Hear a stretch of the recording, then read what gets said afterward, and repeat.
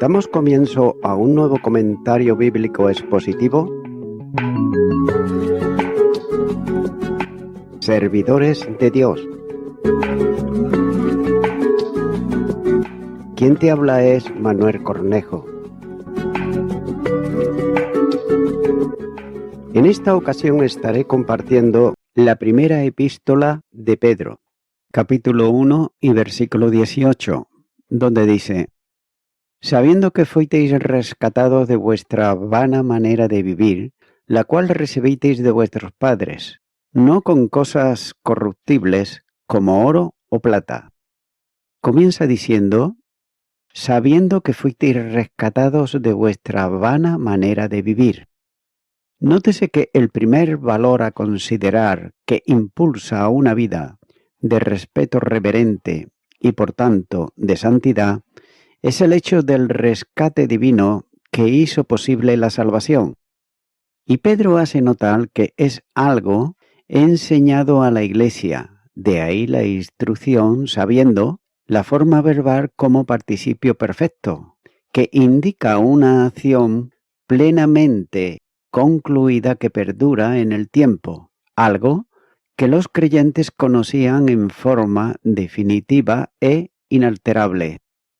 Note que los creyentes, ellos conocían bien la doctrina de la redención, que implicaba entender que para rescatarlos hubo que pagar un precio.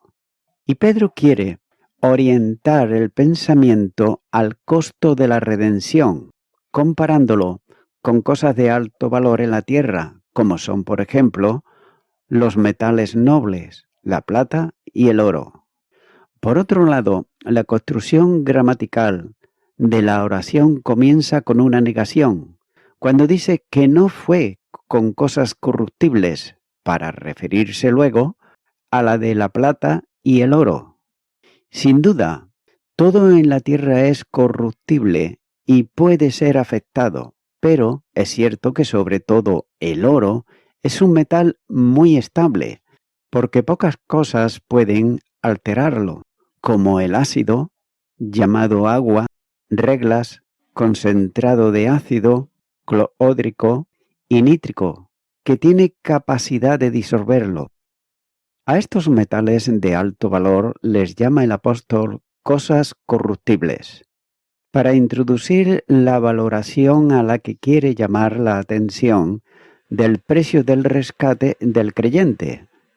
Lo que conocían los destinatarios de la epístola era el concepto bíblico de redención o de rescate, ya que es un proceso de liberación. La situación general del hombre es de esclavitud espiritual y lo es a causa del pecado.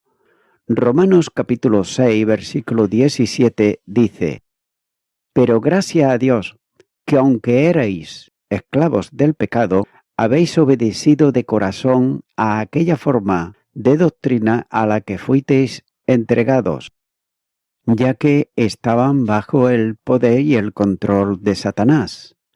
La primera carta de Juan, capítulo 5, versículo 19, dice: sabemos que somos de Dios, y el mundo entero está bajo el maligno. En esta situación es incapaz de realizar algo que lo separe de ese estado, ya que solo puede recuperar su libertad mediante la acción que otro realice a su favor. Note que la obra de la cruz provee la libertad para todo aquel que cree. Romanos capítulo 6, versículo 18 dice: y libertados del pecado, y vinisteis a ser siervos de la justicia. La situación de esclavitud se cambia por una nueva experiencia de libertad en el reino de Dios. Colosenses capítulo 1 y versículo 13 dice: el cual nos ha librado de la potestad de las tinieblas y trasladado al reino de su amado Hijo. Así pues, para referirse a esta acción libertadora del pecado, hay tres grupos de vocablos en el Nuevo Testamento. En este caso, el verbo que usa el apóstol es el que equivale a redimir, a rescatar y liberar. Y el verbo como tal aparece en el Nuevo Testamento para referirse a la obra de Jesucristo, que viene a dar su vida en rescate por muchos. Mateo capítulo 20 versículo 28 dice: Como el Hijo del Hombre no vino para ser servido, sino para servir, y para dar su vida en rescate por muchos. El rescate de Cristo no tiene únicamente un carácter propiciatorio, sino también libertador, ya que la liberación no es simplemente de la culpa del pecado, sino también de sus consecuencias, liberando de la corrupción de la muerte espiritual y también del juicio por el pecado. Una de las formas vinculadas con la raíz antes citada es el sustantivo rescate, que aparece una vez en el Nuevo Testamento, donde el apóstol escribe cuando dice: el cual se dio a sí mismo en rescate por todos. Primera carta a Timoteo, capítulo 2, versículo 6. Y en ese sentido, un hombre, Jesucristo, se entregó a sí mismo como precio de la libertad por todos. El término es en el sentido de redimir, que aparece 3 veces en el Nuevo Testamento. Note que en primer lugar, Jesús era esperado como el libertador de su pueblo Israel. El Evangelio de Lucas, capítulo 24 y versículo 21, dice: Pero nosotros esperábamos que Él era el que había de redimir a Israel. Y ahora, además de todo esto, hoy es ya el tercer día que esto ha acontecido. En segundo lugar, la obra de la cruz fue necesaria para poder liberar a los salvos del poder esclavizante del pecado, que lleva al hombre a cometer toda clase de iniquidad. Tito, capítulo 2 y versículo 14, dice: quien se dio a sí mismo por nosotros, para redimirnos de toda iniquidad y purificar para sí un pueblo propio, celoso de buenas obras. Y en tercer lugar, notamos que aquí el apóstol Pedro enseña que la liberación del poder del pecado heredado desde los primeros padres se produce en razón de una obra que se sustancia con la muerte del libertador, como Cordero de Dios predestinado. Continúa diciendo este versículo: lo cual recibisteis de vuestros padres, no con cosas corruptibles como oro o plata. Aquí el apóstol está recordando lo que todos sabían, que el pecado esclavizador fue heredado de nuestros primeros padres. Y note que no se trata de algo que afecta a algunos o que no contamina a todos, sino que la herencia espiritual del pecado se transmite de padres a hijos, haciendo todos pecadores, esto es, con la disposición que inclina al corazón al mal. En el hombre, el pecado heredado produce lo que técnicamente se llama depravación, que es la positiva disposición y activa inclinación del mal que hay en todo hombre, y precisamente a consecuencia del pecado, que lo incapacita totalmente en el orden de la salvación y lo orienta hacia el mal. En Génesis capítulo 6 y versículo 5 dice: y vio Jehová que la maldad de los hombres era mucha en la tierra, y que todo designio de los pensamientos del corazón de ellos era de continuo solamente el mal. Y Marcos capítulo 7 y los versículos 20 al 23 dice: pero decía que lo que del hombre sale, eso contamina al hombre, porque de dentro del corazón de los hombres salen los malos pensamientos, los adulterios, la fornicación, los homicidios, los hurtos, la avaricia, las maldades, el engaño, la lascivia, la envidia, la maledicencia, la soberbia, la insensatez, todas estas maldades de dentro salen y contaminan al hombre. Nótese que la depravación no significa que el hombre natural no posea ningún conocimiento de Dios, sino todo lo contrario. Romanos capítulo 1 y los versículos 18 al 21 dice: Porque la ira de Dios se revela desde el cielo contra toda impiedad e injusticia de los hombres que detienen con injusticia la verdad, porque lo que de Dios se conoce le es manifiesto, pues Dios se lo manifestó, porque las cosas invisibles de Él, su eterno poder y deidad, se hacen claramente visibles desde la creación del mundo, siendo entendidas por medio de las cosas hechas, de modo que no tienen excusa, pues, habiendo conocido a Dios, no le glorificaron como a Dios, ni le dieron gracias, sino que se envanecieron en sus razonamientos y su necio corazón fue enteblecido. Ahora bien, tampoco significa que el hombre no tenga conciencia para discernir entre el bien y el mal. Romanos capítulo 2 y versículo 15 dice: mostrando la obra de la ley, escrita en sus corazones, dando testimonio su conciencia y de acusándoles o defendiéndoles sus razonamientos. Note que no quiere decir que no tengan admiración por la virtud, ni que haya de pecar de todas las formas y modos posibles, ya que el resultado de este aspecto doctrinal enseña que, a consecuencia del pecado, el hombre ha quedado totalmente incapacitado para cambiar por sí mismo su carácter y conducta, de modo que pueda amar a Dios y obedecerle. En este sentido, el hombre no regenerado no puede ni quiere hacer un solo acto que alcance el nivel moral prescrito por Dios. Él va a intervenir en Cristo y por Él para resolver el problema de la redención que libera al creyente del poder del pecado.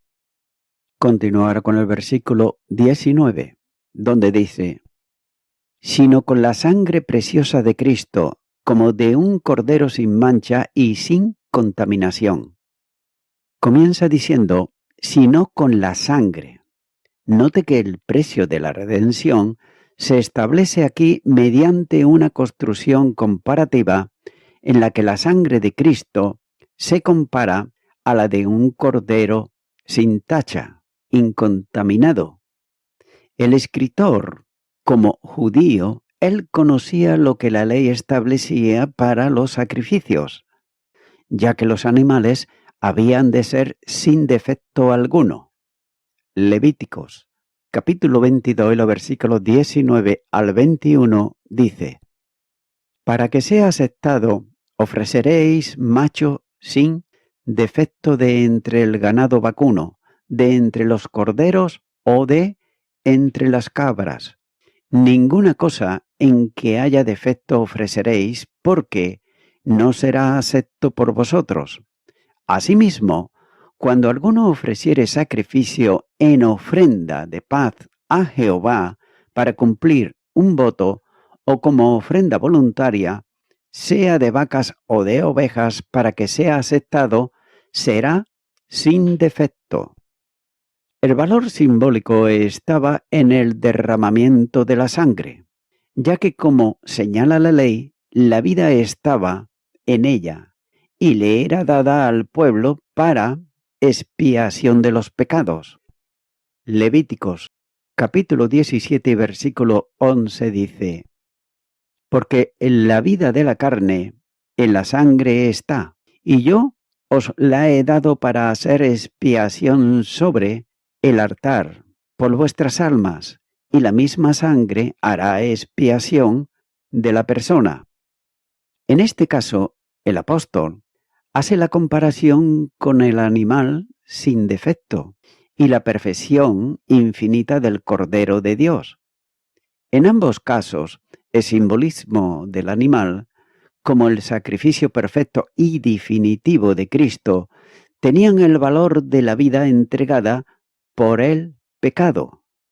El rescate, la redención del pecador es posible porque Cristo sustituye su penalidad mediante la entrega voluntaria de su sangre, equivalente a la entrega voluntaria de su vida, siendo por tanto la vida humana de Jesucristo la naturaleza humana de la persona divina del Hijo de Dios.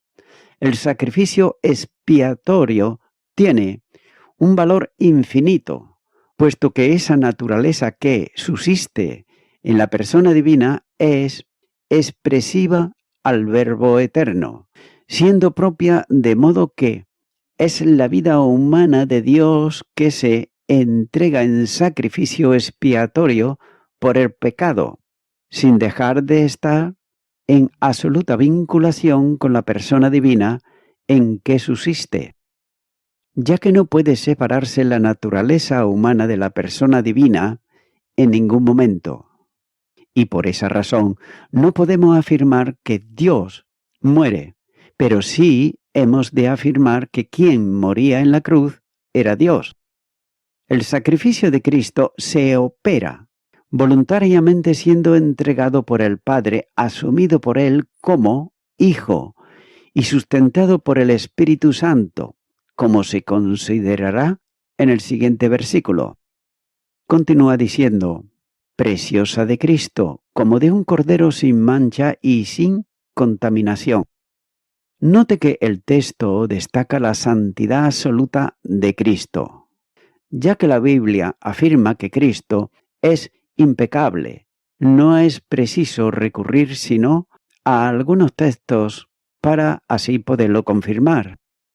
Proféticamente se presenta de este modo, cuando dice: y se dispuso con los impíos su sepultura, mas con los ricos fue en su muerte, aunque nunca hizo maldad, ni hubo engaño en su boca.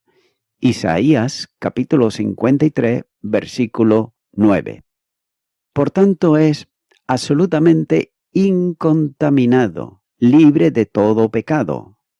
En el Nuevo Testamento es suficiente con las palabras de la epístola a los Hebreos, en donde se puede leer: porque no tenemos un sumo sacerdote que no pueda compadecerse de nuestras debilidades, sino uno que fue tentado en todo según nuestra semejanza, pero sin pecado. Hebreos capítulo 4, versículo 15. La impecabilidad está plenamente vinculada con la libertad y está unida a la filiación divina del Hijo de Dios. Es decir, la unidad personal con Dios como Hijo junto con la asunción de la misión salvífica establecida en la eternidad, tema del siguiente versículo que lo identifica absolutamente y plenamente con la voluntad del Padre, elimina toda posibilidad de pecado, permitiendo la afirmación de la impecabilidad del Señor Jesús. Pecado es esencialmente el rechazo de Dios, con las consecuencias morales y materiales que derivan de ella. El verdadero pecado, note que está en el rechazo de Dios, para sustituirlo por el yo personal voluntarioso y contrario a Él. Cuando se establece la verdad de la unión absoluta del Hijo con el Padre, note lo que dice en Juan capítulo 10 y versículo 30. Yo y el Padre, uno somos.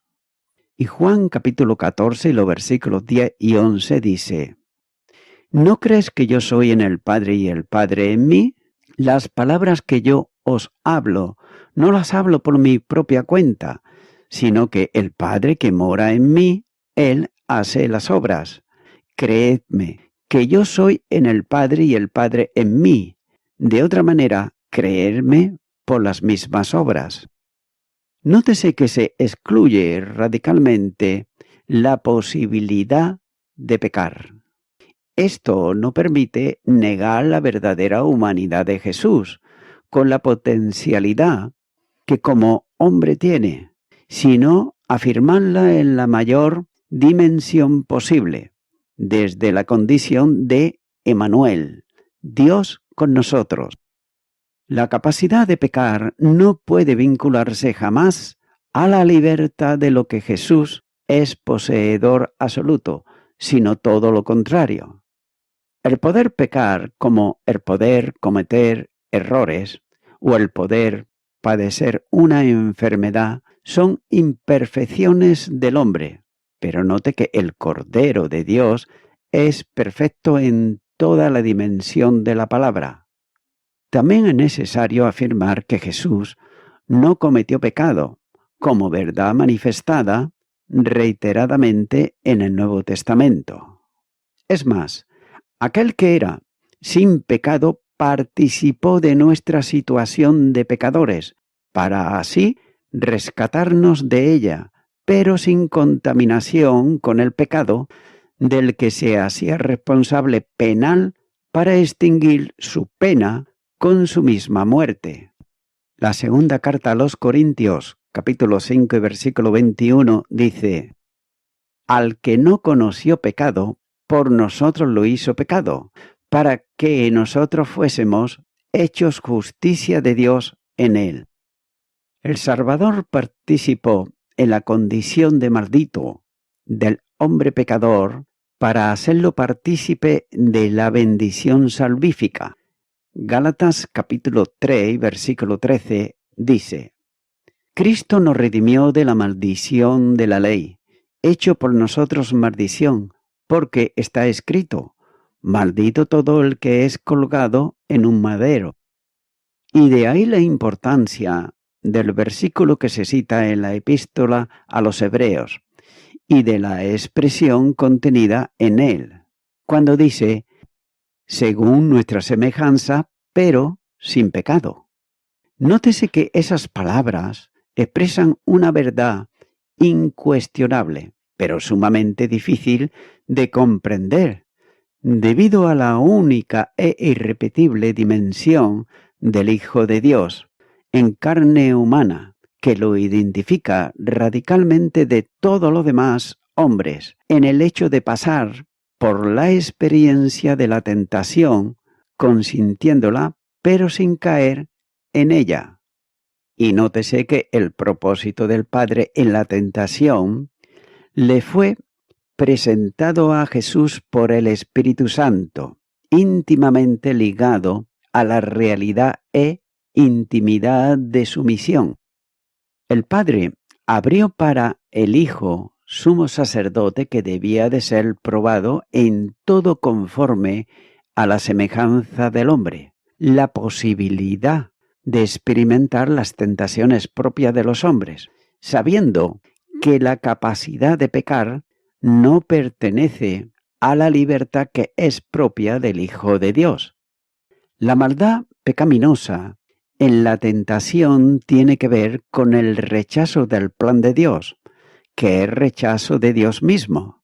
Por tanto, desde su filiación había venido para hacer solo la voluntad del que le había enviado. Juan, capítulo 8 y versículo 29 dice: porque el que me envió conmigo está, no me ha dejado solo el Padre, porque yo hago siempre lo que le agrada. Y por esa razón Cristo no solo no cometió pecado, sino que nadie podía redarguirle de ellos. Juan, capítulo 8 y versículo 46 dice: ¿quién de vosotros me redarguye de pecado? Pues si digo la verdad, ¿por qué vosotros no me creéis? Es necesario también entender perfectamente que no solo la impacancia, es decir, la carencia real de pecado, sino también la impecabilidad, imposibilidad de pecar, como resultado de la unión hipostática que vincula no solo la naturaleza humana en la sustancia personal en el Hijo, sino también en la unidad voluntaria de Jesús con el Padre. También debe de recordarse que las naturalezas en Cristo son los elementos generadores de las operaciones o acciones, pero el sujeto de atribución como sujeto relacionado es la persona que le da el verdadero sentido. Tengas en cuenta que pecar sería ponerse el Hijo en contradicción con su esencia, al tiempo que alcanzaría la negación de su propio ser personal, rompiendo con ello el fundamento y la relación de filiación. Una última observación en cuanto a la impecabilidad de Jesús es la razón de su santidad, ya que como Hijo encarnado es Dios y por tanto santidad esencial visible en su naturaleza humana. Su santidad esencial se manifiesta en su encarnación, por cuanto sería alumbrado lo santo. El Evangelio de Lucas, capítulo 1 y versículo 35 dice: respondiendo el ángel le dijo: el Espíritu Santo vendrá sobre ti y el poder del Altísimo te cubrirá, y con su sombra, por lo cual también el santo ser que nacerá será llamado Hijo de Dios. Nótese que se expresa en toda su vida donde no hubo engaño, incluso en la hora de la cruz, donde el justo muere por lo injusto para retornarlos a Dios. Capítulo 3, versículo 18. Y una razón más de la impecabilidad de Jesucristo está en que Él es una persona divina, y por cuanto el sujeto de atribución, que es a quien se puede atribuir la responsabilidad de las acciones hechas en el uso de la personalidad de toda acción, es la persona, y en el caso de Jesucristo, solo es una persona divina. Por tanto, todo cuanto Jesucristo hace o puede hacer en el uso de cualquiera de sus dos naturalezas afecta a la única persona divina que Él es, y puesto que Dios ni peca ni puede pecar, por esa razón Jesucristo es impecable. Además, y note esto, no heredó el pecado del hombre, como señala Lucas capítulo 1 y versículo 35. El texto griego del versículo señala la santidad absoluta del que nació en Belén, al decir textualmente, lo santo que nacerá. La persona divina del Hijo de Dios es la que se encarna, por tanto, está presente desde el instante de la concesión de la humanidad de Jesucristo, haciendo imposible con su presencia que el pecado fuese transmitido a esa humanidad. Y voy concluyendo con esto. Pedro había aludido a la estancia de Israel en Egipto y al tiempo en el desierto en la frase con la mente alerta y sobria, capítulo 1, versículo 13, referencia a los extranjeros, capítulo 1, versículo 17, y a la referencia de los redimidos, capítulo 1, versículo 18, en la cita también de Levíticos, capítulo 16, versículo 16. En estas alusiones continúan con una referencia también a la Pascua, ya que durante la Pascua Dios redimió a los hijos de Israel y lo hizo a través del sacrificio de un cordero, macho, sin mancha ni defecto, como señala en Éxodo capítulo 12, versículo 5, que era por otro lado un símbolo de la venida de Cristo, sin pecado, pero aún sin ser crucificado. Amigo y amiga oyente, el apóstol Pedro dice que sabiendo fuisteis rescatado de vuestra manera de vivir, la cual recibisteis de vuestros padres, no con cosas corruptibles, como oro y plata, sino con la sangre preciosa de Cristo, como de un cordero sin mancha y sin contaminación. Esa es nuestra redención, ese es nuestro objetivo, eso es lo que Dios hizo por ti por mí y por todo aquel que viene a Él en arrepentimiento, que dio su vida voluntariamente, amigo y amiga oyente, por tus delitos y pecados en la cruz del Calvario, ya que siendo Dios se hizo hombre y murió en la cruz por ti.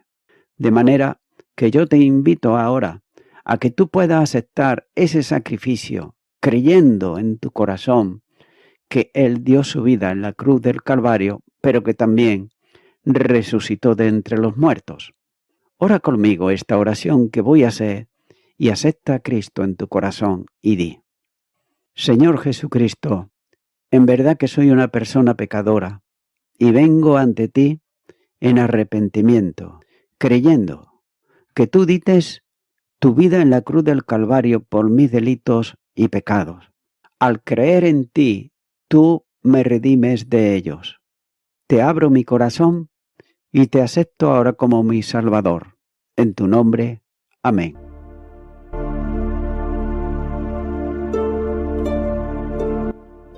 Amigo y amiga oyente, si tú has hecho esta oración de corazón, te recomiendo que comiences a orar a Dios, en primer lugar, en el nombre del Señor Jesucristo. Orar a Dios no es rezar, sino que es hablar con una persona. También te recomiendo que leas la palabra de Dios y lo hagas a diario. Comienza, por ejemplo, con el Nuevo Testamento. Y también, por último, te recomiendo que para que puedas crecer espiritualmente, te congregues en una iglesia cristiano-evangélica, donde se predique, se enseñe y se practique la sana doctrina y la palabra de Dios. Congrégate ahí y con el tiempo podrás crecer espiritualmente y también servir al Señor Jesucristo. Que Dios te bendiga. Y a toda la audiencia, nuevamente ya me estoy despidiendo de todos ustedes y será hasta el próximo programa. Que Dios os bendiga a todos.